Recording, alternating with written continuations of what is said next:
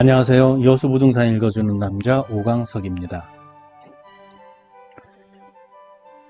이번에는 패권경제 역사로 보는 2022년 여수부동산 시장에 대하여 브리핑해 드리도록 하겠습니다.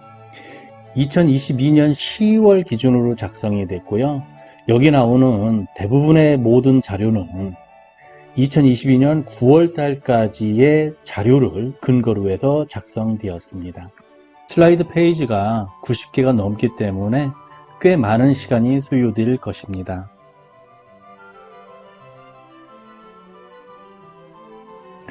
여수의 부동산 시장은 어떤 흐름을 보일 것인지 많은 질문들을 던지고 계시는데요.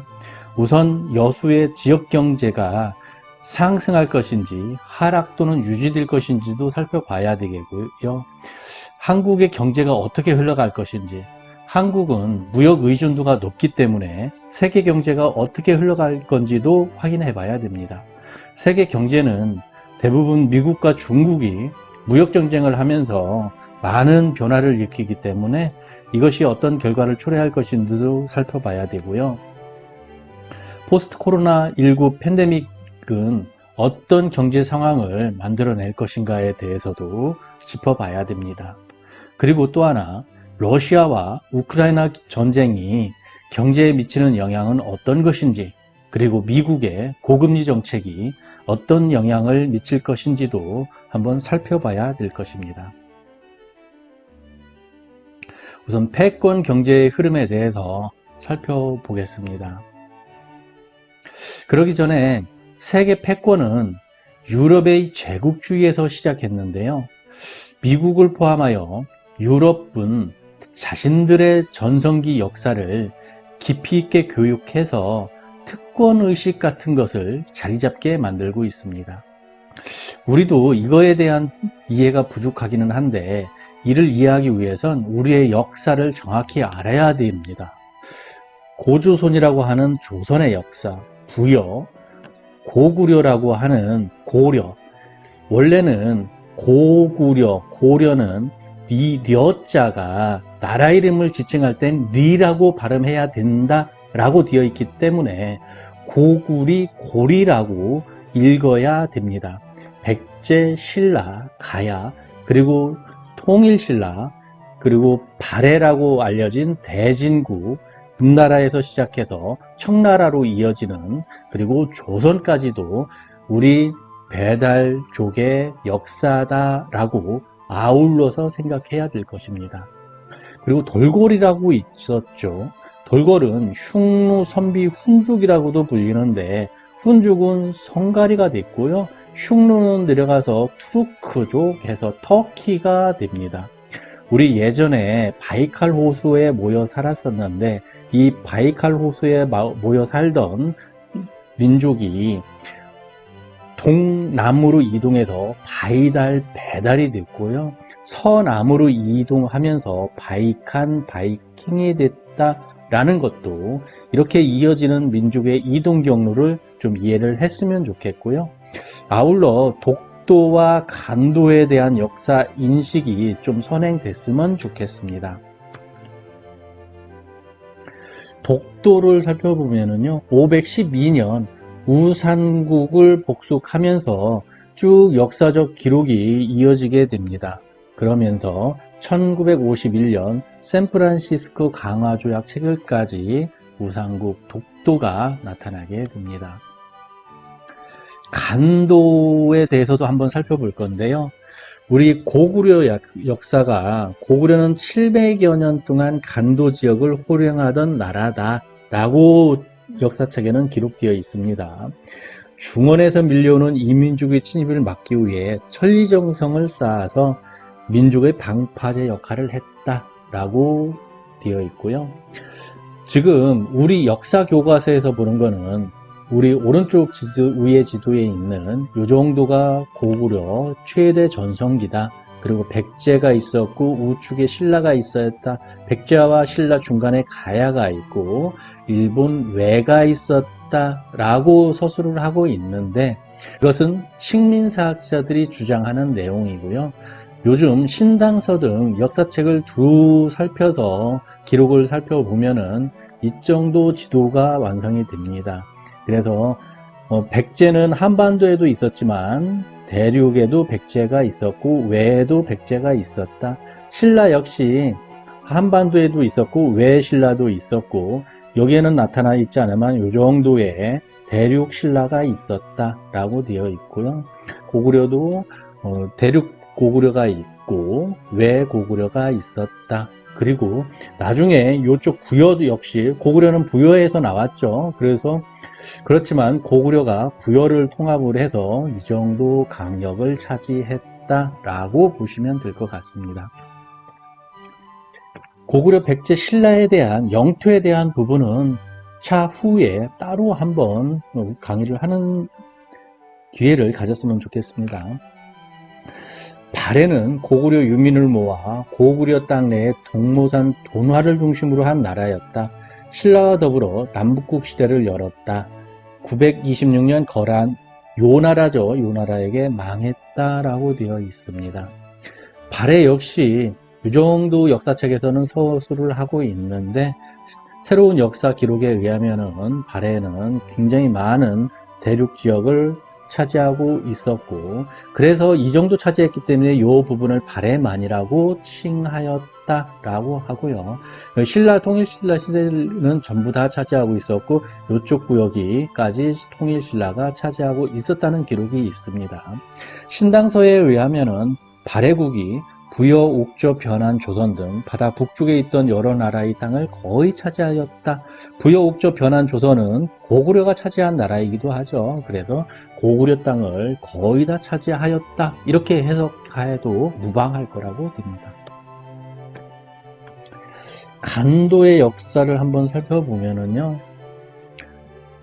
지금 여기가 연해주 지역이고요. 여기가 간도 지역인데 간도는 서간도, 북간도, 동간도 이런 식으로도 나누기도 합니다. 현재 중국의 수도 북경을 중심으로 동북 쪽에 있는 지역으로서 우리 민족이 고조선, 부여, 고구려, 발해로 연결되는 3200년의 역사를 함께 이어갔습니다. 17세기 초 청나라가 발원하면서 간도 지역이 비게 되는데 이 청나라가 간도 지역에서 발원해서 만주로 이동을 하고 여기에서 다시 북경으로 수도를 옮기게 되죠. 그러면서 간도 지역이 비게 되는데 우리 민족이 다시 들어가서 개간하여 살아온 땅이다. 여기서 우리 민족은 조선을 얘기합니다. 구역으로서 서간도, 동간도, 연해주, 북간도로 이루어져 있다. 연해주는 1860년 청나라가 북경 조약으로 러시아에게 이양했다. 우리 땅, 조선 땅, 연해주를 청나라가 러시아에게 줬다는 소리예요. 간도는 1909년 간도 협약으로 일본이 중국에게 넘겨주었다. 이 간도 지역을 일본이 조선을 대신해서 중국에게 넘겨주었다. 청나라에게 넘겨준 거였죠. 이상한 현상이 벌어졌습니다. 유럽의 패권 지역을 한번 살펴볼 건데요. 유럽 중에서도 지중해를 중심으로 알아보겠습니다. 여기가 지중해라고 하면은 여기에 예루살렘이 있어요. 터키가 있고 우크라이나이 문제가 되고 있는 우크라이나이 여기에 있네요. 그리고 프랑스, 포르투갈, 스페인, 영국이 있죠. 자, 알렉산더 제국이라고 그리스를 말합니다. 알렉산더는요, 마케도니아의 왕이었고요. 그리스, 페르시아, 인도에 이르는 대제국을 건설했습니다. 그리스 문화와 오리엔트 문화를 융합시킨 새로운 헬레니즘 문화를 만들어냈죠. 이 마케도니아의 왕 알렉산더 대왕은요, 아리스토텔레스의 제자였습니다. 아리스토텔레스는 알렉산더 대왕의 스승이었죠. 그리고 아리스토텔레스는 플라톤의 제자였고요. 플라톤은 소크라테스의 제자였습니다. 그러니까 소크라테스, 플라톤, 아리스토텔레스로 이어지는 철학적 개념이 알렉산더 대왕까지 이어졌고 그 알렉산더 대왕이 그리스 제국을 만들어냈다 라고 이해를 하시면 좋을 것 같습니다. 로마 제국은요, 1480년, 약 1500년 동안 지속이 되었습니다. 이 지역이, 광대한 지역을 아우르는 분홍색 지역이 로마 제국이 형성되었던 영토고요. 이 로마 제국은 차후에 서로마 제국과 동로마 제국으로 분리가 됩니다. 이 서로마 제국은요, 503년 동안 지속되다 게르만족에 의한 반란으로 멸망하게 됩니다. 이 게르만족은 독일, 프랑스, 이탈리아의 기반이 되는 민족입니다. 원래는 게르만족은 이쪽 지역에 살고 있었는데요. BC 29년부터 AD 219년 사이에 소빙하기가 있었습니다. 이 소빙하기 때 한나라 무제에 의해 흉노가 서남으로 이동하여 게르만족을 남하시킵니다. 원래 흉노족이 살고 있던 지역은 유목 생활을 하고 있던 지역입니다. 소빙하가 이루어지면서 유목 생활이 어려워지자 세력이 와해가 되기 시작했고요. 그때 한나라의 무제가 공격을 하게 되면서 이들은 서남으로 이동을 하게 됩니다. 서남으로 이동하면서 게르만족의 영역을 오란하게 되고요. 게르만족들은 남하하면서 서로마 제국을 멸망시키게 되는 과정을 거치게 됩니다. 이 동로마 제국은 비잔티움 제국이라고도 하고요. 이 비잔티움 제국은 1500년 동안 지속이 됩니다. 그리고 오스만 투르크족, 터키의 침입으로 멸망하게 됩니다. 오스만 투르크족은 서로마 제국을 멸망시키고 그 지역에 오스만 제국을 건설하게 됩니다. 모든 도로는 로마로 통한다 라는 말은 모든 물품과 인재는 로마로 모인다 라는 걸 보여줬고요. 이는 로마가 모든 물품과 사람을 보호해 준다 라는 개념이 성립되게 됐습니다. 서로마 제국은 훈족의 침공으로 쇠퇴했고 훈족은 차후에 헝가리가 됩니다. 동로마 제국은 투르크족의 침공으로 쇠퇴하고 이 투르크족은 차후에 터키가 되고요. 당나라 측천무후 때 사신으로 참석한 명단을 보면은 동로마, 고구려, 소돌궐이 있었다라는 기록이 나옵니다. 그러니까 동로마 시대는 당나라 측천무후의 시대였다. 당나라 측천무후의 시대는 고구려의 연개소문의 시대였다라고 우리 시대적 배경을 조금은 이해했으면 좋겠습니다. 그리고 동로마 제국은요, 고려와 통상 거래한 이력이 나오기도 합니다. 그리고 아랍의 기록을 보면은요, 아랍 문서 기록에는 신라와 교역했다는 기록이 나옵니다. 의외로 당과 교역했다는 기록은 안 나옵니다. 신라를 보면은요, 신라를 진한이라고도 했습니다. 이것이 진한을 쓴 건데요. 이 진한에서 무공을 빼면은 진하가 됩니다. 이 진하가 지금 우리가 말하는 차이나라는 거죠. 본디 차이나는 신라의 다른 이름이었던 것입니다. 이슬람 세력이 확산을 하게 됩니다. 이슬람 제국의 전성기는 9세기에서 13세기로 보고 있고요. 무함메드 마호메트 570년부터 632년 사이에 살았는데 이슬람교를 창시했고 메카에서 시작했습니다. 그리고 예루살렘에서 죽음을 맞이했는데 이 메카와 예루살렘은 성지가 됩니다. 이슬람교의 성지가 되죠. 모든 무슬림은 지하드에 참여할 의무가 있고 희생은 영생을 의미한다 라고 합니다. 알라는 기독교의 하나님과 똑같은 뜻을 갖고 있습니다. 이슬람교는 13억 명에 달하는 것으로 추정하고 있고요. 기독교는 21억 명 정도 되니까 거의 어떻게 보면은 비슷한 숫자라고 볼 수도 있겠습니다. 이렇게가 이슬람 세력권을 형성했던 지역이라고 보면 되겠습니다. 꽤 넓은 지역을 유럽에서 차지하고 있었죠. 십자군 전쟁이 1096년부터 1272년 사이에 일어나게 됩니다. 십자군 전쟁은 예루살렘을 차지하기 위한 이슬람과 카톨릭의 200년 전쟁이다 라고 합니다. 이슬람 세력에 의한 비잔티움 제국을 공격이 일어납니다. 그리고 열세에 몰려있던 비잔티움 황제가 모든 기독교인들은 뭉쳐서 이슬람을 몰아내자며 지원병을 각국에 요청하게 됩니다. 기독교 국가가 십자군이라는 것을 만들어서 비잔틴 제국을 지원하게 되는데요. 이때 카톨릭 교황이 자신의 영향력 강화를 위해 예루살렘 탈환을 목표로 종교전쟁으로 변질시키게 됩니다. 문제는 이 십자군이 아랍계에 대한 대량 학살이 시작됐다는 겁니다. 이 십자군이 각지에서 모여서 이슬람 세력을 몰아내기 위해 이동을 하게 되는데요. 이 이동 과정에서 양민들을 이슬람 교도로 다 몰아서 대량 학살을 하면서 이동하게 되기 때문에 이 지역에 십자군이 지나가는 길에 피바람이 일어나게 시작되고요. 민심이 배반하는 일이 비일비재하게 일어나게 됩니다. 그래서 싸움이 일방적으로 끝나지 않고 200년이나 지루지루하게 이어지게 되고요. 십자군 전쟁은 총 7회에 걸쳐서 이루어지게 됩니다. 십자군 2차 원정을 다룬 영화로 킹덤 오브 헤이븐이라는 영화가 있습니다. 명작 중에 명작으로 꼽히는 영화이기도 하고요. 영화 속 내용 중에 하나가 십자군과 이슬람이 싸워서 십자군이 예루살렘에서 몰살을 당합니다.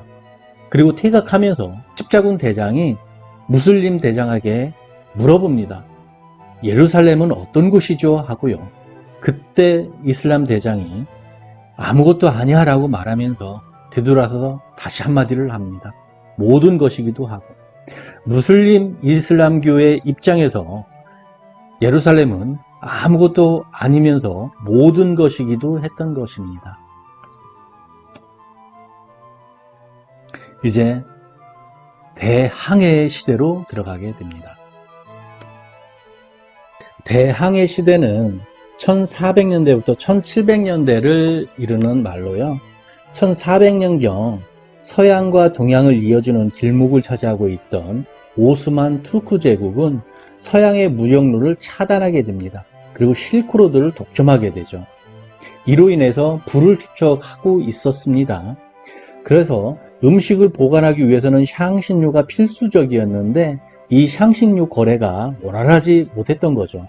특히 육류의 경우 특유의 냄새를 제거하기 위해서는 필수적인 필품이 향신료였습니다. 그래서 포르투갈을 필두로 향신료를 획득하고 기독교를 전파하겠다는 명목으로 돈을 지원받아 대항해 시대를 시작하게 됩니다. 우선 포르투갈은 해상무역로를 개척합니다. 포르투갈은 해상무역을 위주로 대항해 시대에 접어들게 됩니다. 포르투갈의 항로는 일단은 이 항로를 따라가게 됩니다. 그래서 나중에는 일본까지도 닿게 되죠. 1415년 포르투갈 지브롤터 해협을 건너 북아프리카 거점 세우타를 함락하게 되고요. 1488년 포르투갈의 바르톨로뮤 디아스가 아프리카 최남단의 희망봉을 발견하게 됩니다. 여기가 희망봉이죠. 그리고 나중에는 일본과 교역하면서 전쟁 무기를 전파하고 이것은 일본의 조선 침략으로 이어지게 됩니다. 두 번째로 나타나는 것이 스페인의 식민지 약탈입니다. 포르투갈이 무역로 개척이었다고 하면 스페인은 식민지 약탈이라는 표현을 사용하게 됩니다. 스페인이라는 국가는 이 당시에는 없었고요. 카스티아라는 국가 그리고 아라곤이 있었습니다. 그리고 요 옆에 그라나다가 있는데 이 아래에 있는 그라나다는 이슬람 세력이었습니다. 그래서 카스티아의 이사벨라 여왕과 아라곤의 페르난도 왕자가 결혼을 하게 됩니다. 카스티아의 이사벨레 여왕이 아라곤의 페르난도 왕자에게 먼저 서신을 보내서 우리 결혼하자 라고 연합을 형성하게 됩니다. 그리고 마지막까지 향전하던 이슬람 세력인 그라나다를 마지막으로 함락시키게 되죠. 신대륙의 발견을 꿈꾸던 포르투갈 출신의 콜럼버스를 이사벨레 여왕이 지원해줘가지고 막대한 부를 축적하게 됩니다. 그 후에 이사벨레 여왕과 페르난도 왕자의 사이에서 태어난 차녀 후아나 여왕이 낳은 아들 카를로스 1세 이사벨레 여왕의 손자가 통합 에스파냐를 선포하게 됩니다. 이 에스파냐라는 국가 이름은 스페인에서 부르는 이름이고요. 이 스페인이라는 국가 이름은 영어계에서 외국에서 부르는 이름이라고 보면 되겠습니다. 1492년 스페인의 크리스토퍼 콜럼버스가 바하마에 상륙을 하고요. 1572년 스페인이 잉카를 멸망시키고 중남미 식민 통치를 시작했다라고 보고요. 스페인에서 무역로를 이렇게 이동을 하게 되는데 여기가 캐러비안 해협입니다. 이 캐러비안 해협에서 해적들이 많이 활약을 하게 되고요. 이 해적들의 활약은 영국과 연계가 이루어집니다. 포르투갈의 무역로와 스페인의 식민지 약탈을 보여주는 항로인데요. 포르투갈은 대부분 무역로를 형성을 하고요. 스페인은 대부분 식민지 수탈을 형성하게 됩니다. 영국이 이렇게 대항해 시대에 늦게 참여하게 되는 이유는 영국과 프랑스 간의 100년 전쟁 때문이었습니다.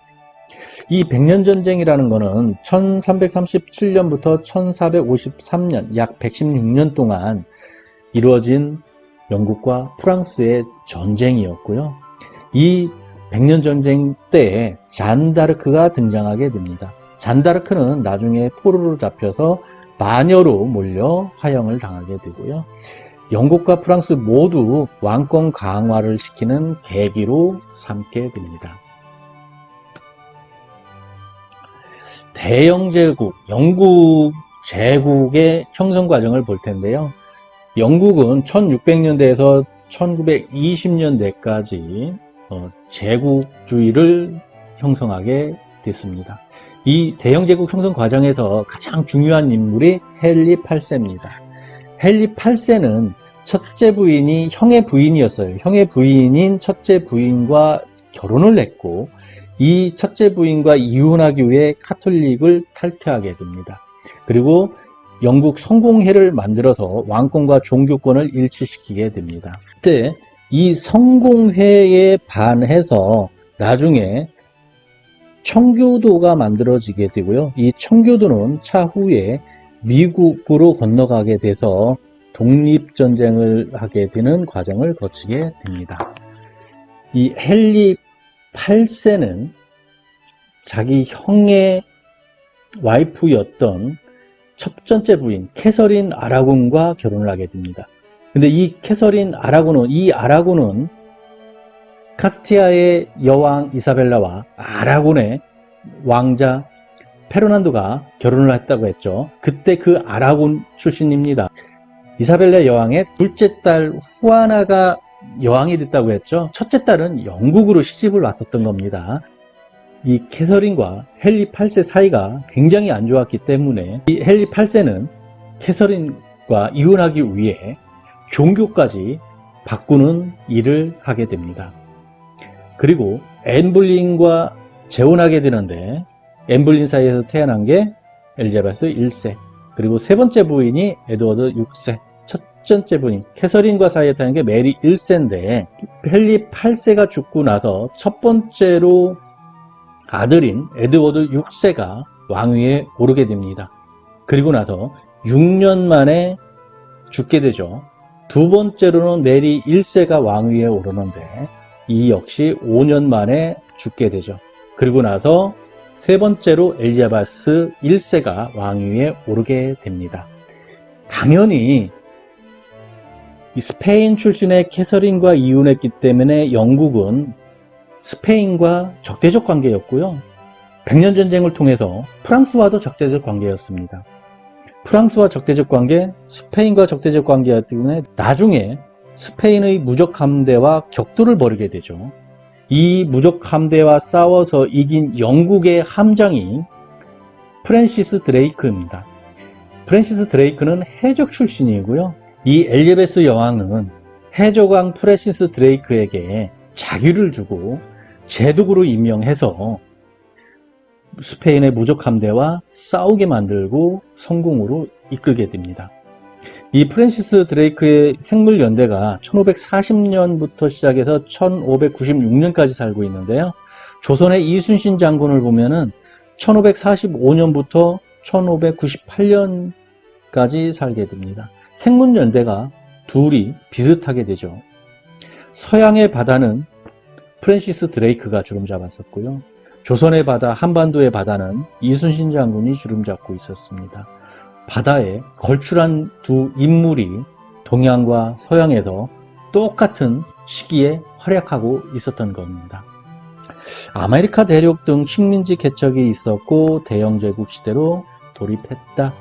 이것을 만든 게 엘리자베스 1세 여왕 때였다 라고 보시면 좋을 것 같습니다. 대영제국의 최대 판도 넓이는요, 600년대부터 시작해 세계 1차 대전이 끝난 직후에 영국이 지배한 영토 총합이 약 3,700만 평방킬로미터. 1920년대 대영제국이 가장 컸을 때 대영제국은 약 4억에서 5억 명의 인구를 지배했고 당시 세계 인구의 4분의 1 정도였다고 합니다. 그리고 영국 하면 빼놓을 수 없는 게요, 산업혁명입니다. 영국에서 18세기 후반부터 시작되어 100년에 걸쳐 사회 경제적 변화와 기술의 혁신이 일어났는데 이것을 산업혁명이라고 했고 전 세계적인 경제에 전반적으로 영향을 끼치게 됩니다.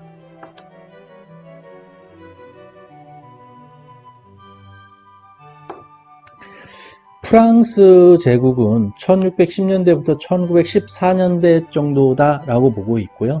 18세기 절대왕정 루이 16세의 방탕한 정치가 있었고요. 이로 인해서 1789년 프랑스 시민혁명이 일어납니다. 이거는 백년전쟁을 승리로 이끈 시몬의 우상인 잔 다르크의 영향이 굉장히 컸었다라고 보면 되겠습니다. 프랑스는 백년전쟁 때 영국에게 계속 지기만 했습니다. 백전백패였습니다. 귀족들이 이끄는 군대가 영국에게 계속 패하기만 했었고요. 계속 패하는 과정에 잔다르크가 나타나서 군대를 이끌고 앞장서서 나가서 승리를 이끌게 되죠. 평범한 시민도 귀족 못지않게 잘 싸우고 훌륭해질 수 있다라는 인식이 등장하면서 이것이 시민혁명까지 발전하게 되는 계기가 됩니다.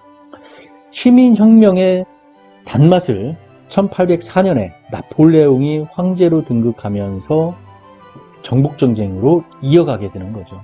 잔 다르크가 불씨를 일으켜 시민혁명으로 이어졌고요. 시민혁명은 나폴레옹을 황제로 등극시켜서 정복전쟁을 이끌게 됩니다.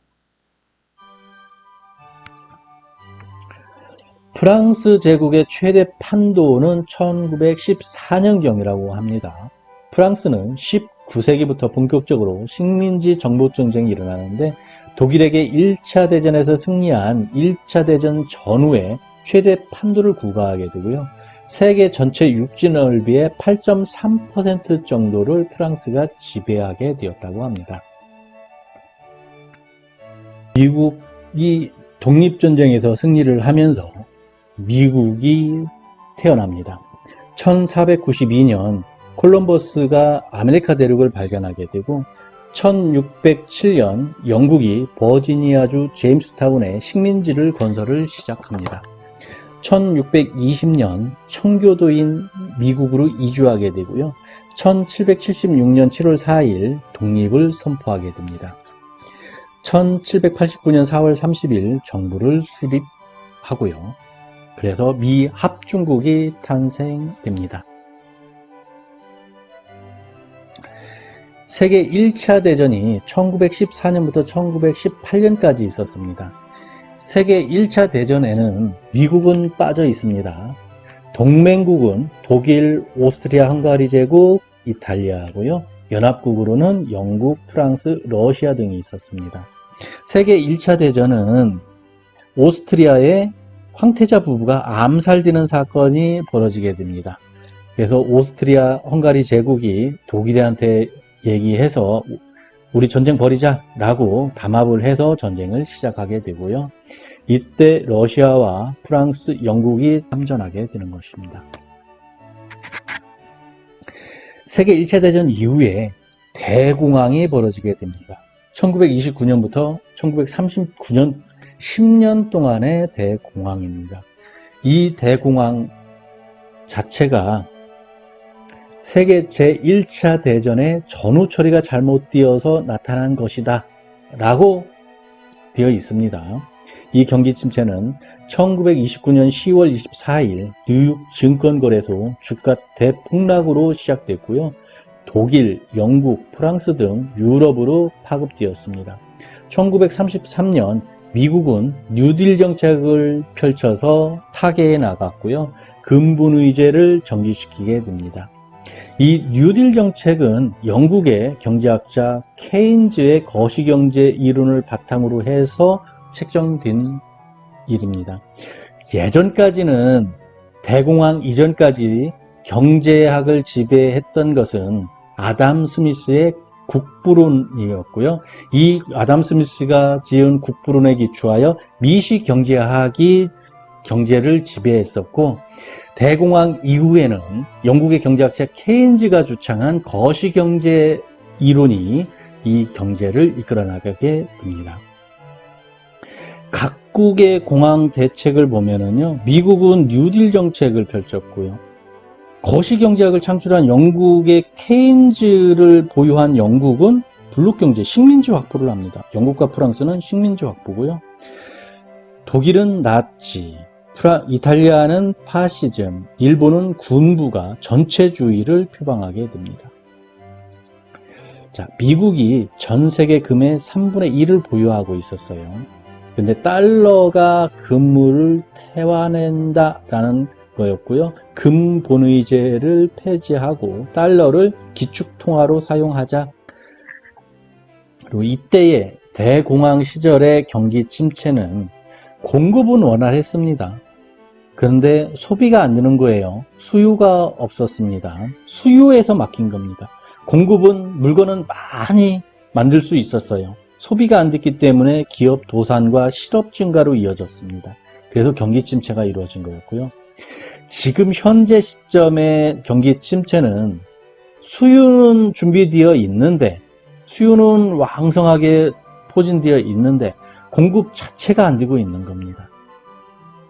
공급이 안 되기 때문에 처음부터 막혀 있는 거예요. 네, 대공황 이후에 세계 2차 대전이 일어나게 됩니다. 전후 보상금을 감당하기 어려운 독일 국민이 불만을 폭발시켰죠. 이 독일 국민의 불만을 폭발시킨 사람이 히틀러였죠. 연합국으로는 영국, 네덜란드, 소련, 중국, 그리고 맨 마지막에 미국이 참여하게 되고요. 수축국은 독일, 이탈리아, 일본입니다. 유럽에서는 연합군의 노르망디 상륙 작전으로 거의 마감을 시키고요. 일본에서는 나가사키, 히로시마에 원자폭탄을 터뜨리면서 2차 대전을 마무리하게 됩니다. 2차 대전 이후에 냉전 시대가 도래합니다. 미국과 소련의 대립 관계죠. 소련과 미국의 군비 경쟁이 가속화됩니다. 1949년 미국을 중심으로 한 북대서양 조약기구 나토가 만들어지고요. 1955년 소련을 중심으로 한 바르샤바 조약기구 WTO가 만들어집니다. 제1차 오일 쇼크가 1973년에 일어나게 됩니다. 1973년 10월 17일 오펙은 회원국의 산유량을 23% 줄이고 미국 등 이스라엘 지원 국가의 원유 수출을 금지시킵니다. 미국행 원유 선적이 완전 금지되게 되고요. 이스라엘이 1967년 전쟁으로 점령하고 있는 지역에서 철수할 때까지 원유 생산을 줄이고 판매를 제한한다고 외칩니다. 역설적이게도요, 원유 수출 금지로 촉발된 원유 가격 상승은 아랍국의 단결을 오히려 와해시키는 불씨 역할을 하게 됩니다. 석유 수출기구 오펙이라는 카르텔의 생산량을 성공적으로 통제할 수 있도록 이를 배반하려는 유인도 커졌습니다. 남한 몰래 생산량을 늘리면 높은 가격에 많은 양을 팔 수 있어서였죠. 1980년대 원유가가 하락하면서 부족한 수입을 메우기 위해 생산량을 늘릴 필요성을 느끼게 되었고, 이는 아랍국 간의 갈등으로 발전하게 됩니다. 제2차 오일 쇼크는 1978년에 일어나게 되는데요. 이 2차 오일 쇼크, 이란의 석유 수출 정지에 기인한 석유 수급의 긴박, 가격 상승, 유전 노동자가 팔레비 왕정 타도를 외치면서 파업에 돌입하게 됩니다. 원유의 현물 가격이 폭등하게 되고요. 장기 계약에 기초한 원유 가격도 급상승하게 됩니다. 1배럴당 30달러, 고유가 시대를 개막하게 됩니다. 1차 석유 위기, 2차 석유 위기 모두 한국은 경제 성장률이 하락하게 되는, 여기는 마이너스까지 갔었죠. 하락하게 되는 과정을 거치게 됩니다. 물가는 어마무시하게 또 오르죠.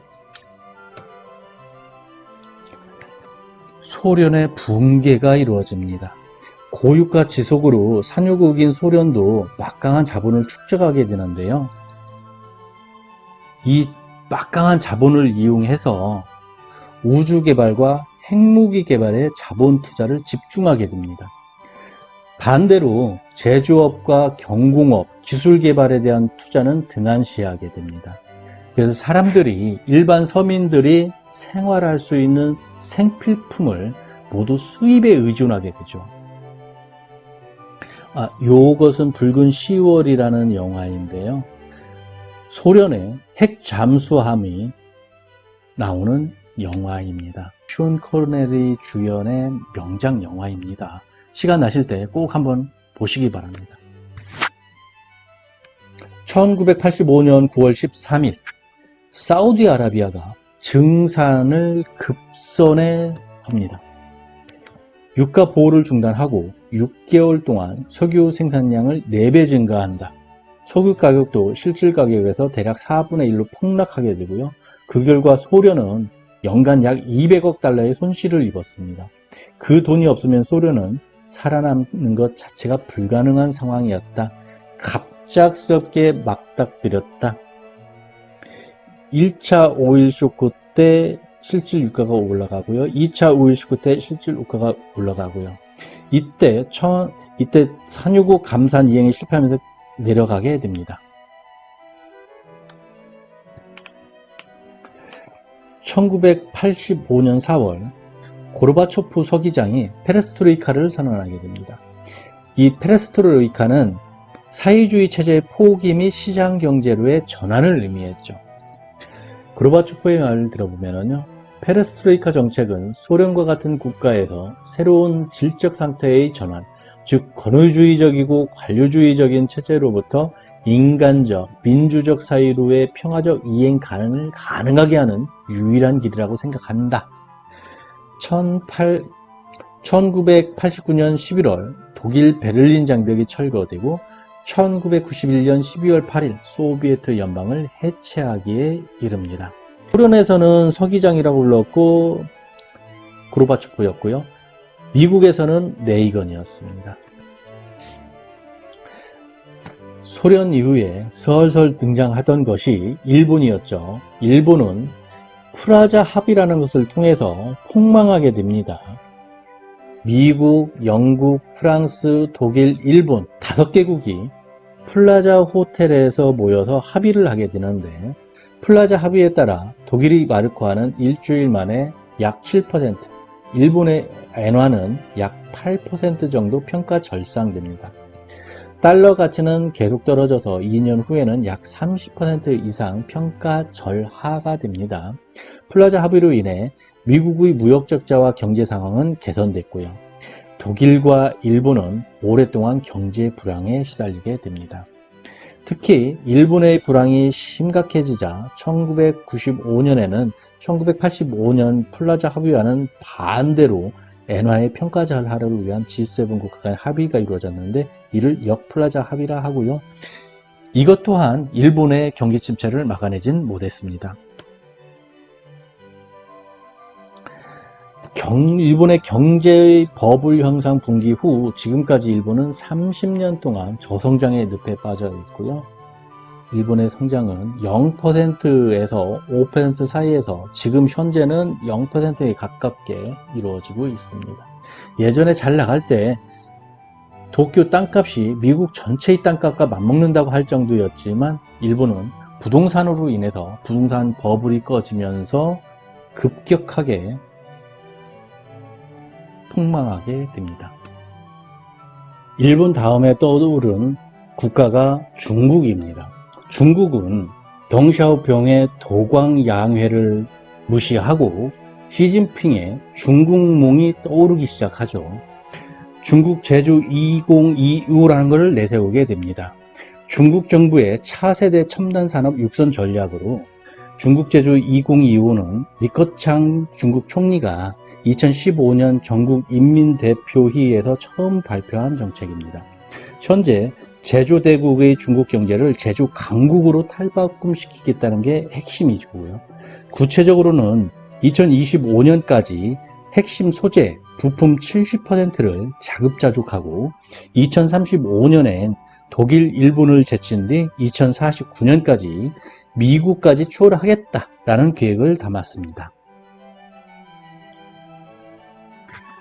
중국은 제조 공장으로 벌어들인 돈으로 달 탐사 로봇까지 띄우고요.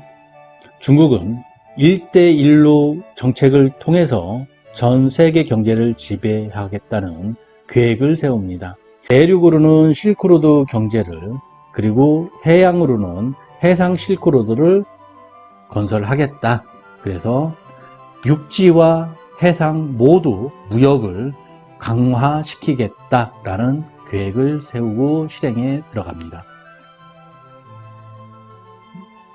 소련이 미국의 GDP 44% 선을 유지하자 미국은 사우디아라비아 손잡고 원유 증산으로 유가를 폭락시켰습니다. 그리고 일본이 1985년 38% 선을 돌파하자 플라자 합의를 통해 엔화 절상 시켰고요. 이로 인해 일본은 경기 침체기를 30년 동안 이어오고 있습니다. 중국이 1차 임계선을 넘은 시기가 2008년이었는데, 이 2008년은 미국이 서브프라임으로 흔들리고 있었던 이 금융 위기 시기였습니다. 그래서 손을 못 댔었고요.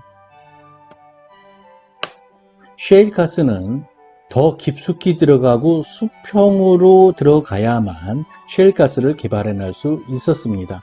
비용이 더 많이 들어갔기 때문이죠. 그래서 원유 가격이 올라서 비싸져야만 셰일가스 생산 단가를 감당해낼 수 있기 때문에 유가가 오르면 오를수록 셰일가스 생산은 더 좋아지는 조건이 성립하게 됩니다. 셰일가스 혁명은 향후 20년간 2천억 달러를 벌어들일 것으로 분석하고 있다라는 거고요.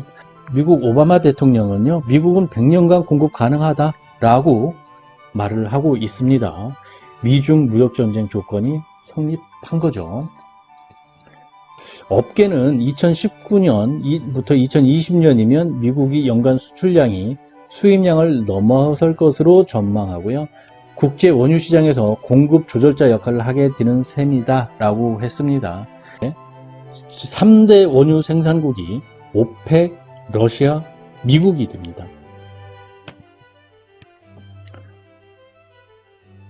시절에 역사적으로 볼 때 레이건 시절에 일본, 독일 양털깎기를 했었고 소련을 붕괴시켰고요. 친미국가 번영을 이뤄냈습니다. 이 트럼프라고 되어 있는데 시작은 오바마 정부에서 시작을 했죠. 중국 양털깎기에 들어갔고 중국 붕괴시키고 친미국가 번영을 이뤄내겠다라는 게 트럼프가 주구장창 얘기하고 다녔던 내용입니다. 지금 영국의 테레사 메리 총리, 프랑스의 엠마누엘 마크롱 대통령, 독일의 앵겔라 메르켈 총리 전부 다 중국의 1대1로 정책을 비판하고 나섰습니다. 2019년에 미국은 드디어 중국을 상대로 환율 전쟁을 시작하게 됩니다. 환율이 인상된다는 것은 외국 통화의 가치는 높아지고 반대로 자국의 통화 가치가 낮아지게 되고 이를 평가절하라고 합니다. 환율이 인하된다는 것은 외국 통화의 가치가 낮아지고 반대로 자국의 통화 가치가 높아지게 되며 이를 평가절상이라고 합니다. 일본의 환율 인하는 엔화 평가절상이었고요. 엔화 강세라고도 부릅니다. 1985년 플라자 합의 이후 일본 엔화는 240엔에서 120엔으로 강세를 보였다라는 내용이고요. 만약 중국의 기업이 미국에 물품을 수출하여 10만 달러를 받는 경우 만약 중국의 환율이 1달러당 6위안이라고 가정할 때 자국통화로 환전하면 60만 위안을 받게 되지만 달러 환율이 인상되어 1달러당 10위안이 되면 이 경우 무려 100만 위안으로 환전할 수 있다. 1달러당 6위안 시절보다 무려 40만 위안, 약 우리 돈 7천만 원의 환차익을 보게 된다. 수출은 좋은데 반대로 수입은 비싸게 해와야 되기 때문에 수입은 안 좋아지게 됩니다. 반대로 미국은 수입은 좋아지게 되겠죠.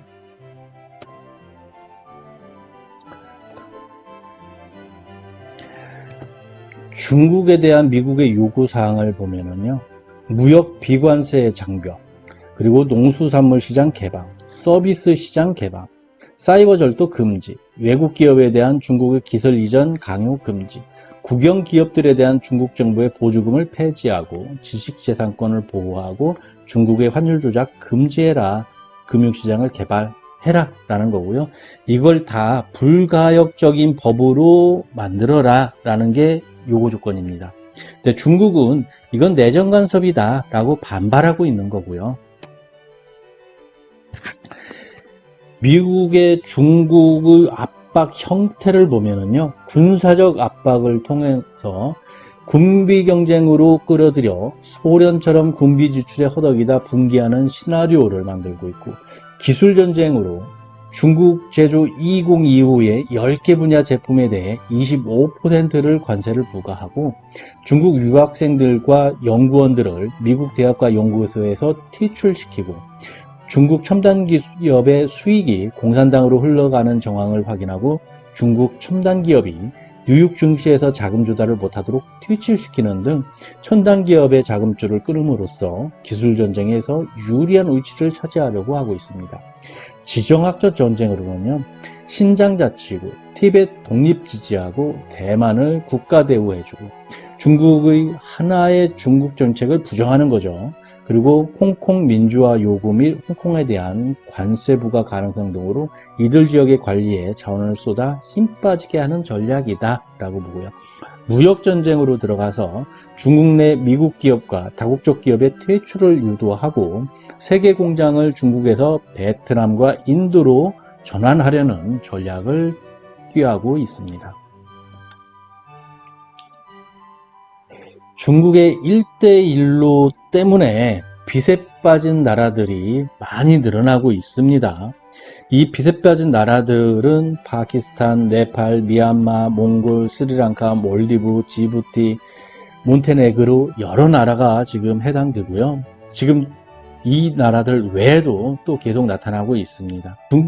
중국 1대1로의 문제는 중국산 원료 제품을 사용하고 중국 기업이 건설하고 중국인 노동력을 투입하고 중국 자본으로 하겠다. 너네들 당사국, 너네들은 그냥 땅만 내놔라. 이런 내용들이기 때문에 중1대1로 참여국들 폭발, 눈뜨니, 빚폭탄, 이건 약탈이다 라고 쓰고 있습니다. 지금 현재 중국의 상황을 보면은요, 금융시장에서 나타나는 상황은 중국의 경우 1997년 한국의 IMF 사태와도 비슷한 양상을 띠고 있고요. 천안문 사태를 역사적 진실을 은폐하면서 나타나는 것은 우리나라의 5.18 광주화 운동과 촛불 혁명을 들 수가 있겠습니다. 중국 공산당의 영린으로 표현되는 천안문 사태는 이들에게는 치명적인 위험 요소가 되고 있고요. 중국 양의 첫날 화두는 5,700만 명의 티역 군인법 보장이었다라는 거였고요. 이 티역 군인들에 대해서 티역 군인들의 불만이 쏟아지고 있다는 거고, 티역 군인들이 공공한 처지로 내몰리고 있다. 단결만이 살 길이다를 구호를 내건 천여 명의 티역 군인들이 처우 개선을 촉구했다. 1만여 명의 티역 군인이 직결에 세를 과시하기도 했다. 라는 내용들을 보면은 우리 예전에 이무군란이라든지 갑신정면으로 이어지던 현상이 보여지기도 합니다. 그리고 대만 국가 인정 논란이 있죠. 중국 양안정책 정명 충돌이라고 했고요. 그리고 미국이 대만을 국가로 인정하고 무기를 판매하는 등 중국의 심기를 건드리면서 갈등을 더욱 확대하고 있다. 주변의 대만, 싱가포르, 뉴질랜드, 몽골을 우방국가로 명기한 것이 또 이러한 내용들의 일환이다 라고 보고요. 2022년 8월 3일에 낸시 펠로우 하원 의장이 대만을 방문했죠. 이 큰 사건을 두고 군사적 대치가 이루어지기도 했었습니다. 중국의 아픈 손, 티베시 독립운동이 또 가속화되고 있고요. 신장 우이구르의 인권 탄압 문제도 있어서 신장 우이구르의 독립도 가시화되고 있습니다. 또한 중국의 빈부격차가 심화되고 있는데 상위 10%가 GDP의 50%를 차지하는 그런 현상이 벌어지고 있기 때문에 빈곤의 그림자가 두터워지고 있습니다. 시진핑 세력과 장점인 후진타오 세력 간의 권력 암투도 우리가 눈여겨봐야 될 것입니다. 무역전쟁이 중국에 미치는 영향을 살펴보면요, 경기 침체를 장기화시키고 민주화운동 확산시키고 티역군인들의 불만을 촉발시키고 권력 갈등을 재점화시키고 소수민족을 분열시키고 외국 자본의 중국 시장을 잠식하게 된다. 그리고 종교 자유화도 빼놓을 수 없다라는 겁니다. 중국과 미국의 무역전쟁이 격화되던 시기에 코로나19가 찾아왔죠. 코로나19 팬데믹 상황이 찾아와서 이 팬데믹이 경제 상황에 어떠한 변화를 일으켰는지를 한번 살펴보겠습니다. 이 내용은 긴축의 시대라는 책에서 따왔고요. 이 긴축의 시대 책은 경제 읽어주는 남자 김광석 교수가 쓴 책을 기반으로 하고 있습니다. 2019년은 미중 무역 전쟁이 격화됐고 한일 간의 긴장이 고조되던 시점입니다. 그리고 기업들의 투자 심리는 한없이 위축됐고 경기 저점이 형성되던 시점이었습니다. 2020년에는 경기 저점에서 벗어나 완만한 회복세가 시작되었는데 코로나 쇼크로 더블딥 상황이 맞아 주저앉았습니다. 1930년대 대공황 이후 가장 충격적인 세계 경제 성장률 마이너스 3.1%를 경험하게 됐고요. 선진국 그룹들은 기준금리를 인하하고 적극적 유동성 공급을 시작했습니다. 한국도 여기에 동참해서 기준금리를 인하했고요. 0%대의 저금리 시대가 열렸죠. 2021년에는 코로나19 백신 공급으로 지역 봉쇄가 해제됐고 세계 경제는 회복세가 뚜렷하게 진전되는 양상을 보였습니다. 그러나 2022년 들어서면서 러시아 우크라이나 전쟁이 일어나게 됐죠. 이 전쟁으로 인해 원자재 가격이 폭등하게 됐고 초인플레이션 현상이 발생됐습니다. 미국의 고물가에 따른 고금리 정책이 표방됐고요. 킹달러라는 말이 나올 정도로 킹달러 시대가 도래했습니다. 신흥국, 개발도상국의 외환위기 봉착이 염려스러운 시기가 됐습니다. 러시아 우크라이나 전쟁이 경제에 미치는 영향을 살펴보면요. 첫 번째로 들은 거는 공급망 리스크입니다. 이 공급망 리스크가 부상됐다는 것은 우리에게 치명적인 사항입니다. 원자재 리스크고요. 천연자원, 천연가스, 원유, 알루미늄, 니켈, 구리, 팔라듐 등 천연자원 부국이 러시아고요. 전쟁 장기화로 인해 공급 부족 현상이 심화가 되고 있습니다. 식량 리스크인데 우크라이나는 유럽의 곡창지대로 불려지고 있습니다. 러시아는 최대 밀 수출국이기도 했고요. 유럽, 중동, 아프리카 등으로 수출했는데 식량 안보 위협이 팽배해지고 있습니다. 글로벌 반도체 원료 공급망이 와해되고 있습니다. 반도체 회기가스, 팔라듐 등 공급 차질이 우려되고 있고요. 특히 차량용 반도체 공급난이 장기화되고 심화되고 있습니다.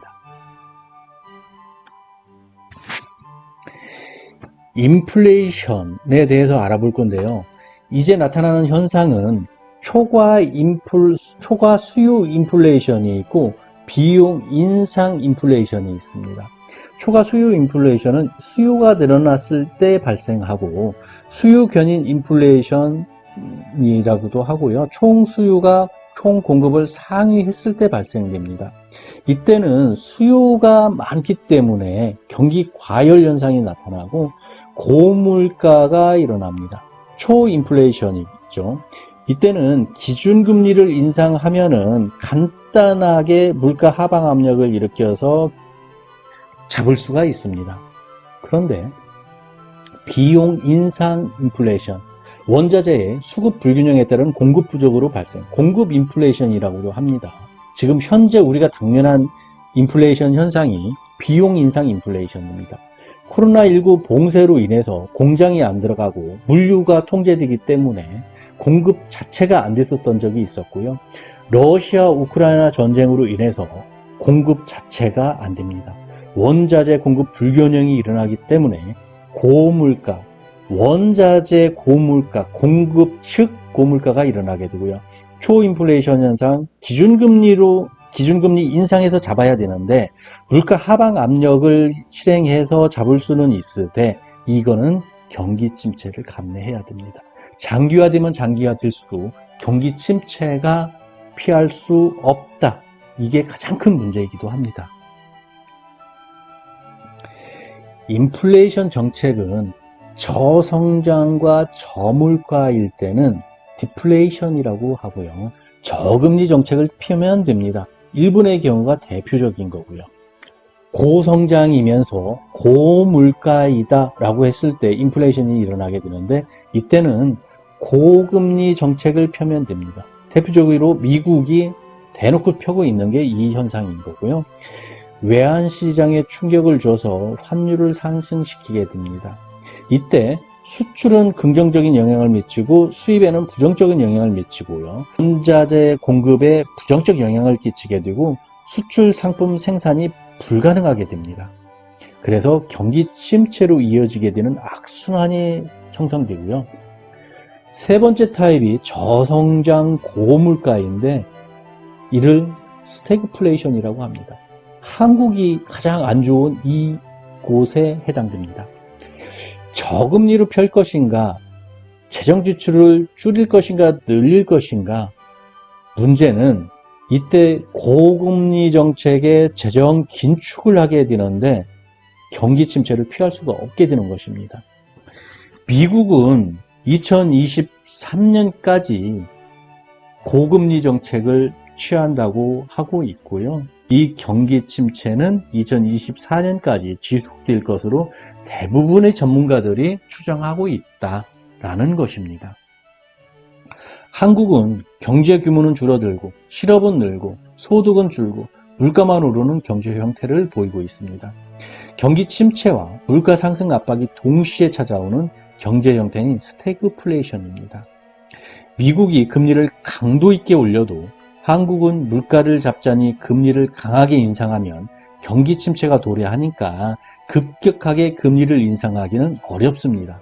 반면에 미국이 금리를 강하게 인상하면 외국인 자금의 유출이 우려되니까 점진적인 금리 인상으로 방향을 잡을 수밖에 없다라는 것이 한국의 입장입니다.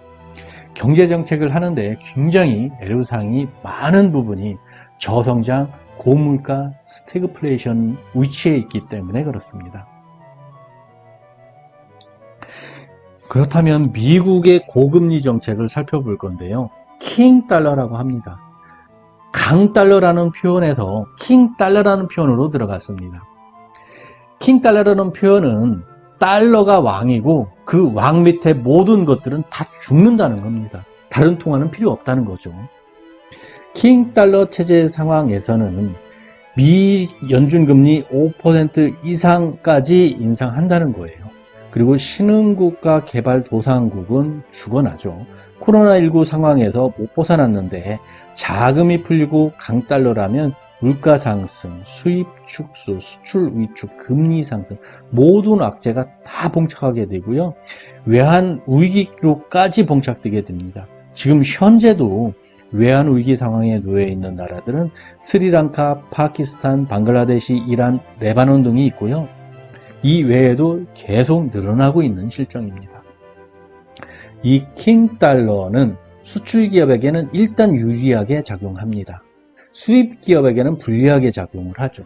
그러나 대부분 수입을 안 합니다. 수입을 안 하고 비축분으로 생산을 하고 6개월에서 1년 정도의 비축분을 쌓아놓고 있죠. 이걸로 우선 생산을 하기 때문에 세계 교역량은 축소가 되고요. 무역 수지가 적자가 이룹니다. 총 수출보다 수입이 많아지게 되는 거죠. 그렇기 때문에 물가 유지가 어렵습니다. 물가는 인상되고 소비는 축소되고 설비 투자도 축소되고 따라서 경기 침체 불황에 빠지게 되는 악순환이 이어지게 됩니다. 미국은 2023년 상반기까지 물가가 2%에 도달할 때까지 금리 인하는 없다. 기준금리 4.6%까지 가더라도 금리 인상 멈추지 않겠다. 파월 의장은 주구장창 이렇게 강하게 외치고 있습니다. 문제는 2022년 9월 13일 현재 미국의 물가는 8.3%입니다. 이 8.3%가 2%까지 가야 된다는 소리고요. 기준금리는 지금 현재 3%에서 3.25% 수준인데 4.6%까지 주구장창 인상시키겠다는 소리입니다. 미국이 고금리 정책을 펴는 이유는 뭘까요? 고금리 정책을 유지를 하게 되면은 킹달러 강세입니다. 그리고 물가 상승 억제 효과가 있고요. 경기 침체를 감수해서라도 달러 기축 기난을 강화하겠다는 겁니다. 그리고 셰일가스 수출을 확대하고요. 무기 수출 기반 경제를 확고히 하겠다는 거고 세계 경제 재편성하겠다는 겁니다. 그로 인해서 미국의 경제 패권을 다시 강하게 유지하겠다는 겁니다. 이 고금리 정책을 유지한다는 것은 대중국 정책이기도 하고 대러시아 정책이기도 합니다. 중국과 러시아에 대해서 코멘트를 보내고 있는 거죠. 중국에 대해서 환율 조작 금지해라. 그리고 외환시장 개방하고 자본시장 점유를 하겠다. 1대1로 정책 확대 중지해라. 대만, 신장 우이구르, 티베트 등 소수민족 독립을 촉발시키겠다. 러시아에 대해서는요. 석유 천연가스 수출을 축소시키고 유럽 천연가스 시장을 미국의 셰일가스로 대체시키겠다. 군비 경쟁에서 우위를 차지하겠다. 러시아 연방의 소수민족 독립 촉발시키겠다라는 시그널을 보내고 있는 겁니다. 대미 무역 전쟁, 패권 전쟁, 결말은 하나, 한 놈이 죽어야 다른 놈이 산다. 미국은 지금 현재 중국과 러시아 둘 다 잡고 싶어 합니다. 대외 의존도가 높은 한국 경제는 환율 변동에 민감하게 반응하게 되어 있습니다.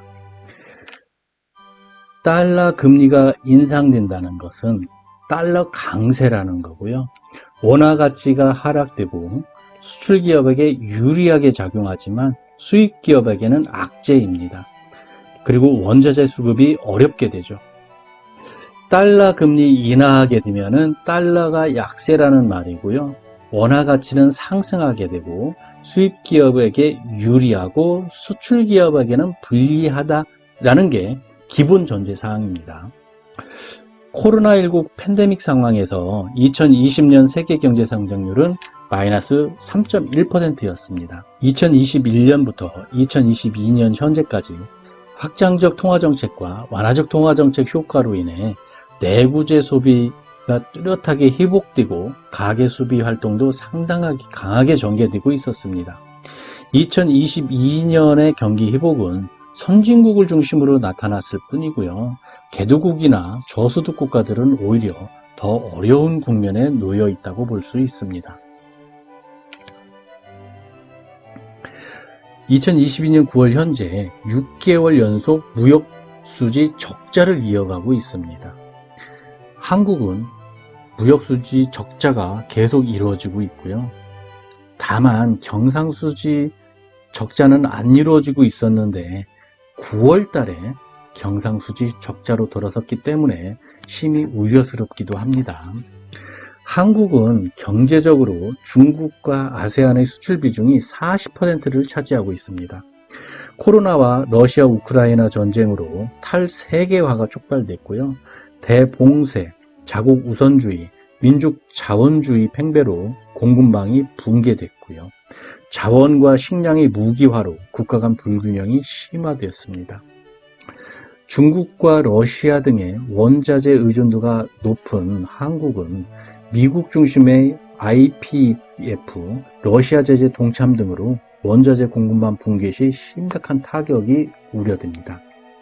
킹 달러 시국에 원화 약세로 인한 수출 증가 효과는 없고 오히려 수입 물가 상승으로 스태그플레이션이 우려되고 있습니다.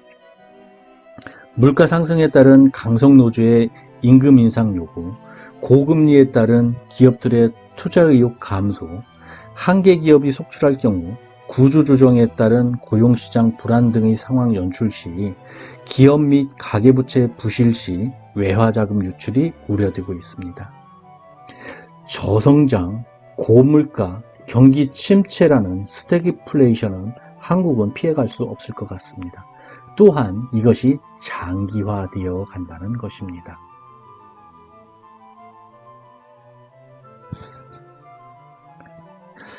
강달러가 수출을 견인하지 못하고 오히려 무역수지 적자를 내고 있습니다. 킹달러 현상이 우위를 점하고 나머지 통화는 기능 상실화되어 가고 있고요. 세계적인 경기 침체의 늪이 조성되기 시작했다고 봐도 무난합니다. 미국 하나만 살아남고 나머지 모든 국가는 불황에서 벗어나기 어려울 것으로 예측되고 있습니다. 공급망 불안정에서 오는 인플레이션이기 때문에 수요 억제 정책을 강화시키는 정책이 현실화될 것으로 보여지고 있습니다. 가계부채 문제를 살펴볼 건데요.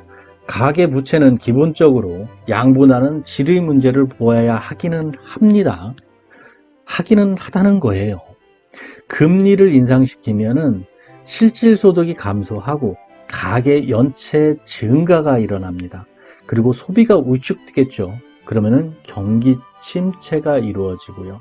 경기 침체는 가계 부채를 더 증가시키는 악순환을 이루어낼 것입니다. 구조적으로 볼 때 부채의 증가만큼 자산 규모도 증가했기 때문에 가계부채 폭탄은 터지지 않을 수는 있습니다. 기준금리가 미국의 계획대로 지속적으로 상승한다면 저소득층 위주로 가계부채 위기에 직면할 수 있습니다. 가계부채 폭탄이 꽝 하고 크게 터지진 않더라도 저소득층 위주로 가계부채 위기가 터져서 위험한 수준에 이르고 이것이 금융 시스템 안정화에 악영향을 끼칠 수 있다는 것입니다. 가능성의 문제입니다. 한쪽에서는 한국에 IMF 시국과 같은 외환의 위기가 있을 것인가 없을 것인가 논란이 많습니다. 이 IMF 외환 위기가 없다라는 쪽 의견을 보면은요, 1997년 IMF 시국과 같은 부채국이 아니라 한국은 채권국이다 라는 주장입니다. 국내 총생산의 37%에 달하는 대외 자산을 보유하고 있다. 단기 국채 보유 비율이 40%로 위험기였을 때의 70%보다 월등히 낮다라는 거고요. 외화 보유량, 달러 보유량이 4,360억 달러로 충분해서 외환시장 충격에 방어할 수 있는 여력이 충분하다. 한국은 외화 보유량이 세계 8위 수준이다 라는 겁니다. 원화만 약세를 보이는 게 아니라 킹달러로 달러를 제외한 모든 통화가 약세다라고 주장하고 있고요. 반면에 외환위기 심각하다라고 보는 점에서는 22년 9월 현재 한국의 무역수지 적자가 6개월 계속 지속되고 있다. 미국이 금리를 급하게 올리는 것은 단기 금리는 상승하지만 장기 금리가 상승하지 않기 때문이고요. 연준의 점도표상 2024년 금리 수준은 4에서 4.6%까지 올리겠다라는 겁니다. 미국 10년 국채 수익률이 이 정도 수준까지 갈 때까지 금리를 지속적으로 인상하겠다는 의지가 강하게 내비치고 있고요. 1조 달러 이상 미국채를 보유하고 있는 중국이 미국채 투매할 경우에 금융시장이 혼란을 야기한다는 것은 피하지 못할 것입니다. 엔화와 위안화의 가치 하락이 계속되면 경상수지 적자국이 가장 위험하다. 그래서 원화, 페소화, 바트화가 위험하다라고 보고 있는 것이죠.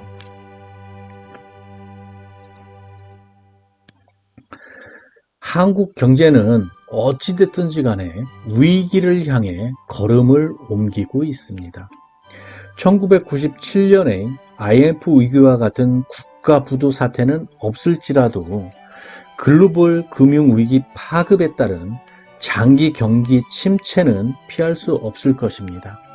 2008년 미국 서브프라임 글로벌 금융위기라든지 2012년 유럽 재정위기, 그리스를 필두로 해서 일어났던 유럽 재정위기에서처럼 이것보다 더한 경기 침체가 있을 것이라고 보여지기도 합니다. 어쩌면 우리는 2차 세계대전의 빌미가 된 대공황에 버금가는 거대한 경기 불황 해일을 눈앞에 두고 있는지도 모릅니다.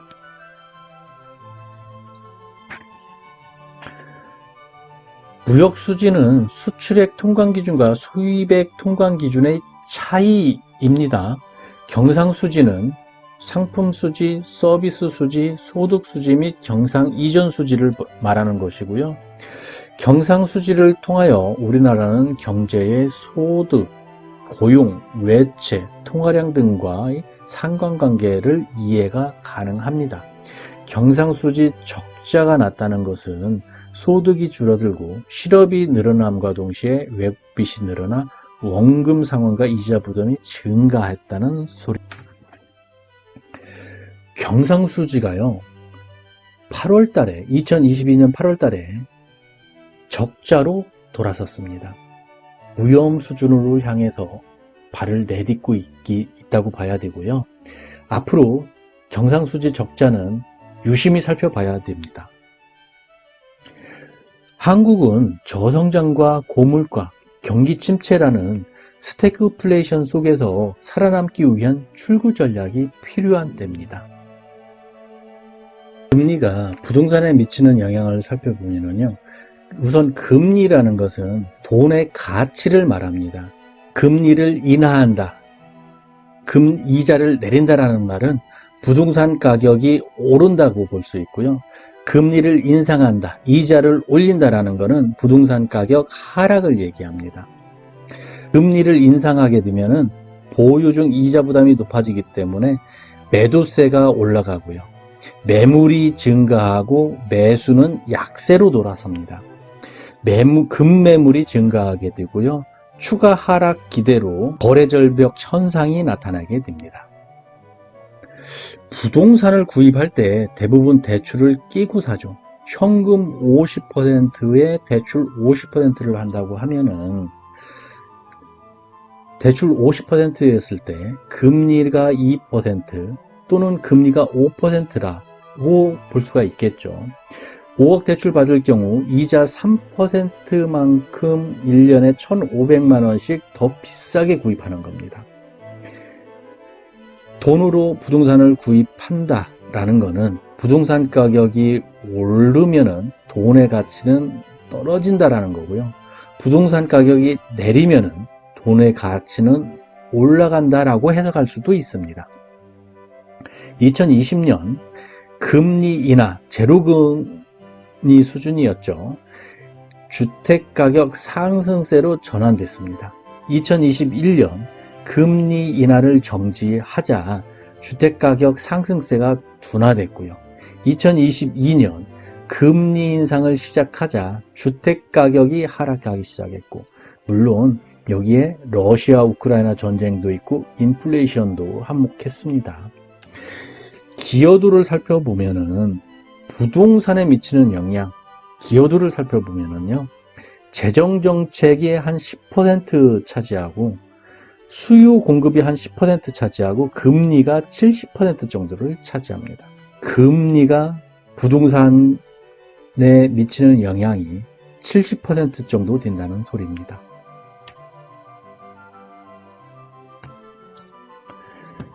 상업용 부동산 시장을 한번 볼 텐데요. 이 상업용 부동산 시장에 대한 전망은 김축의 시대라는 책에서 도용을 했습니다. 김축의 시대는 김광석 교수가 썼고요. 경제 읽어주는 남자, 한양대 견임 교수이고 한국산업연구원 경제연구 실장이기도 합니다.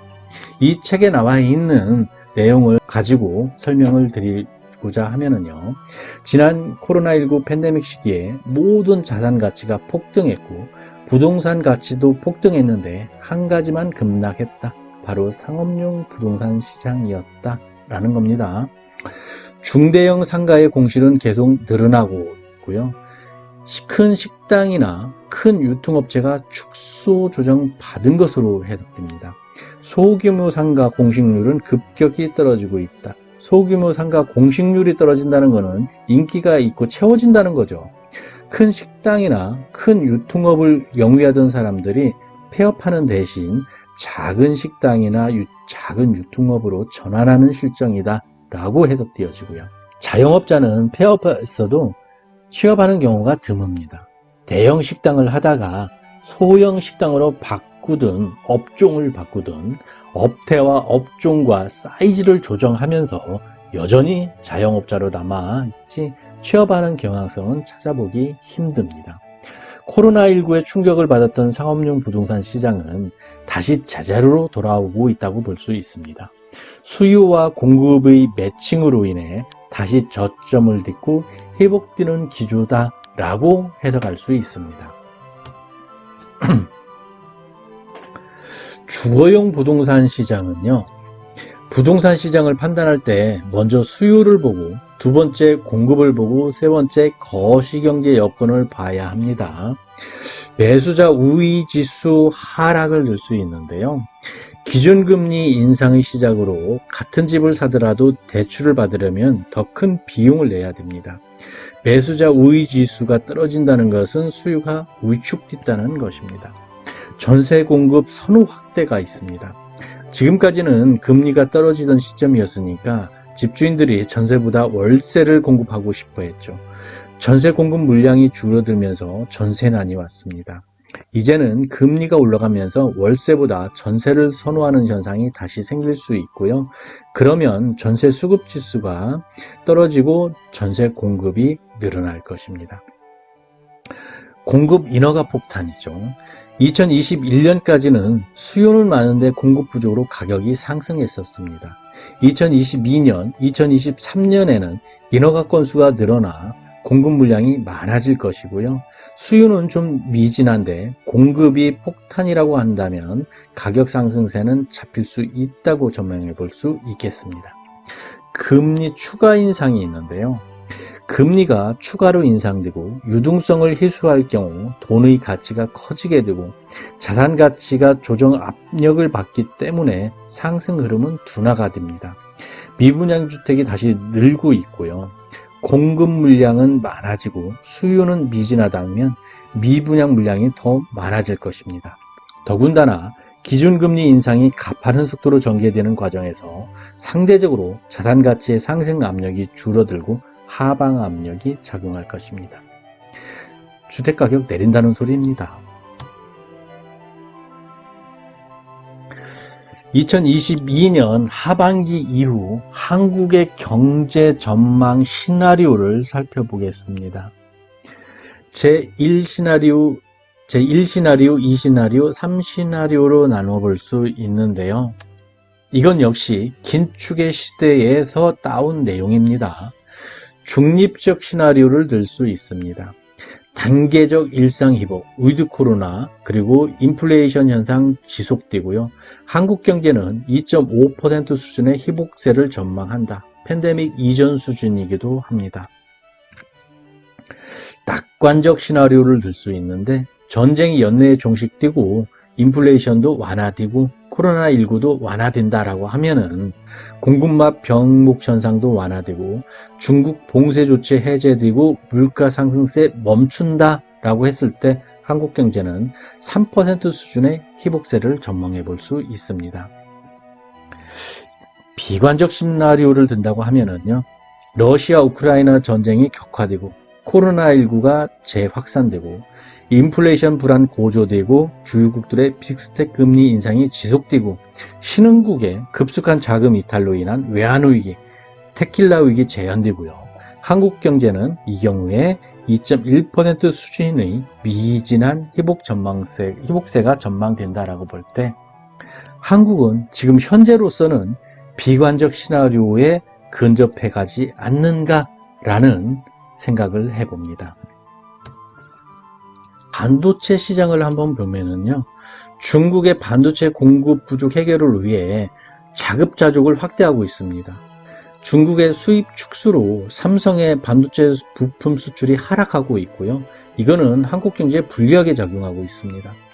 중국이 공급 부족 해결을 위해 자급자족하고 있다라는 것은 한국에 대해서 일본이 백색 국가 제외를 한 경제적 양상을 볼 수가 있는데 이때 한국도 자급자족을 했었던 게 있죠. 그래서 오히려 일본이 경제 위기를 맞고 있는 상황이었기도 했었죠. 무기 수출 급상이 있습니다. K2 전차, K9 자주포, 장갑차, FA50 경공격기, 이게 폴란드에 20조 원, 이집트에 2조 원, 인도에 2조 4천억 수출이 예정되어 있고요. 또 계속 늘어나고 있습니다. 자주포용 포탄 공여가 있어요. 미국이 구매해서 체코를 통해 우크라이나에 4조 원대 이상 수출이 되고 있다라는 발표가 있었고요. 천공투 아랍에미레이트가 4조 8천억 계약을 했다. 그리고 호주를 비롯하여 노르웨이, 스페인, 이탈리아, 루마니아 등 동유럽 국가의 구매 관심이 폭증 추세가 있다라고 하고 있습니다. 이 현상은 마치 한국전쟁 당시 일본이 군수물자를 보급해 수혜를 입었던 것처럼 한국은 러시아 우크라이나 전쟁을 통해서 군수물자를 수출 호황기를 맞이하고 있습니다. 그리고 조선시장 부상을 들 수 있는데요. LNG선 수주가 급격하게 올라가고 있습니다. 전 세계 시장 점유율 56.6% 50조 원 규모를 차지하고 있는데요. 러시아산 원유 천연가스 거래 금지되면서 미국의 세일가스를 유럽으로 수출하기 위한 LNG 수송선이 보급되는 급선회를 타고 있습니다. 세계적인 경기의 침체 속에서 한국의 경기 침체 속도를 둔화시키는 경제적 지지대 역할을 하고 있다고 볼 수가 있는 것이죠.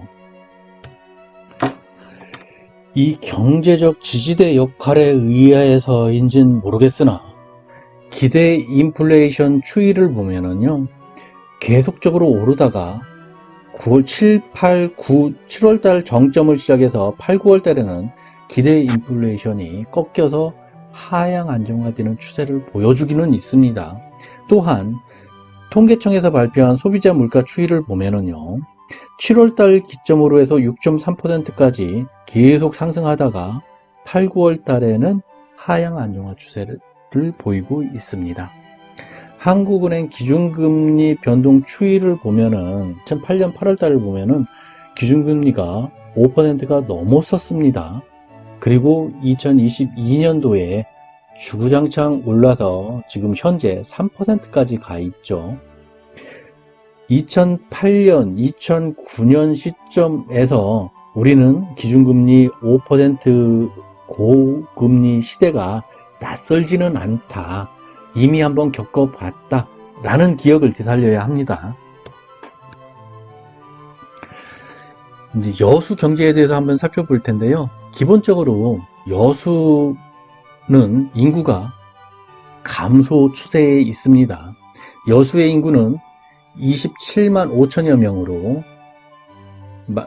1,500명 정도가 줄어들었고요. 증감률은 0.57% 정도 됩니다. 세대수는 12만 8천 세대 정도 되는데 세대수는 오히려 570세대가 늘어났어요. 인구수는 줄는 대신에 세대수는 좀 늘어났다. 이거는 세대 분화가 이루어지고 있다라고 해석할 수 있겠습니다. 여수의 관광객 방문 현황을 보면은 지난해 여수를 찾은 관광객은 977만 명 정도로 보인다라는 겁니다. 그리고 전라남도 인기 주요 관광 거점 지점을 보면은 여수가 탑 10에 많이 올라와 있죠. 그리고 입장객 수도 300만 명 이상씩 많은 수를 차지하고 있습니다. 2021년 기준으로, 작년 기준으로 35개 지점으로 평균 27만 9천 명 정도 방문했는데 이걸 따지면 총 977만 명 정도가 여수를 방문했다라고 보여집니다. 여수 상공업 현황을 보면은 소상공업이 1962개 정도 증가했습니다. 법인 사업체도 21만 개가 증가했고요. 여수는 불황이 아니라 오히려 조금씩 증가 추세, 좋아지는 경기 흐름을 보여주고 있다라고 해석할 수 있겠습니다. 아파트 시장은요, 2002년 10월을 기준으로 했을 때 매매 시장 강도는 마이너스 96, 전세 시장 강도는 마이너스 110, 그닥 좋지 않습니다. 그리고 인당 평균 월소득은 338만원 정도고요. 총 사업장 수는 2600여 개. 그리고 아파트를 살펴보면은요, 25년 이상 된 아파트가 공동주택이 3만 3천여 세대입니다. 5년 미만인 새 아파트 공동주택은 만여 세대고요. 꽤 많은 숫자가 25년 이상 됐고요. 15에서 25년 이상 된 세대도 14,000여 세대를 이루고 있습니다. 여수의 공동주택은 꽤 오래된 주택이 많다라고 보면 됩니다. 여수의 미분양도 나타났었습니다. 부동산 지인에서 따온 자료이고요. 미분양이 여수의 2022년도에 나타났습니다. 시에 2021년과 2022년 거래량은 계속 하락 추세라고 보면 됩니다. 22년도에도 계속 하락 형태를 보여주고 있고요. 매매 거래량 하락세, 그리고 전월세 거래량은 상승세에 있다가 하락세로 돌아섰다라고 해석할 수 있습니다. 여수의 아파트 시장 현황은요, 2021년에는 수요량에 비하여 입주량이 2배가 넘게 증가하여 공급 과잉 현상이 벌어졌습니다. 2022년도에도 수요 대비 공급 과잉이었는데 전년도 공급량과 겹치고 금리 인상, 경기 침체와 겹치면서 가격 하락 및 거래 절벽 현상이 나타났습니다. 2023년부터는 수요에 비해 공급량이 부족하므로 하반기에 들어서면서 21년과 22년도의 공급 과잉 충격을 어느 정도 흡수하여 점차적으로 진정 기미를 찾아갈 것으로 기대합니다.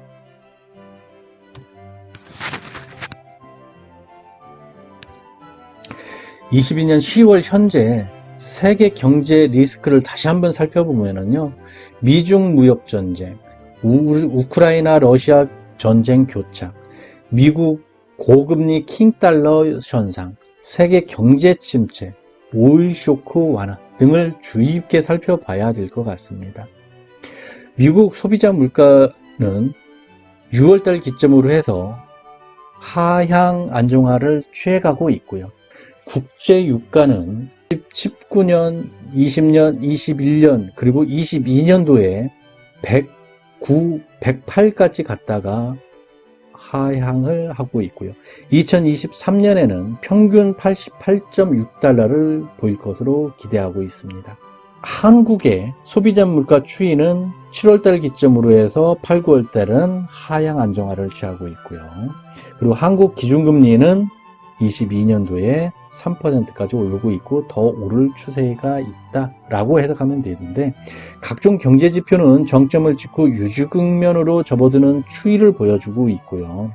하지만 한국 경제에는 3개월에서 6개월 후에 반영되어 현실화되기 때문에 이 점 유의해야 되고, 2023년까지는 고금리 저성장 기조는 지속적으로 유지된다는 거 염두에 두셔야 됩니다.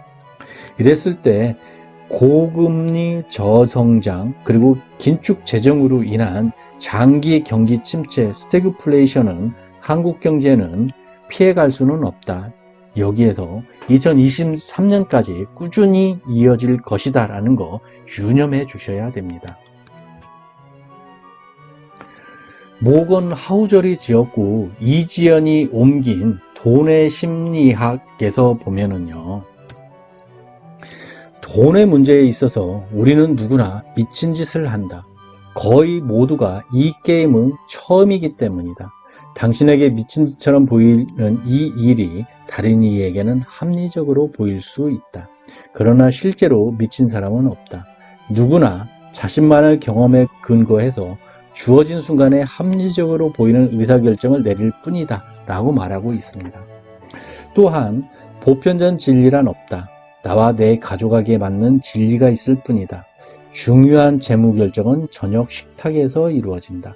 종종 수익률을 극대화하려는 의도가 아니라 배우자나 자녀가 실망할 가능성을 최소화하려는 의도로 결정이 내려진다 라고 주장하고 있습니다. 누군가에게는 옳은 것이 다른 사람에게는 틀린 것일 수도 있다. 모두 다 이성적인, 이론적인 현명한 결정을 내리는 것은 아니다 라고 말하고 있습니다.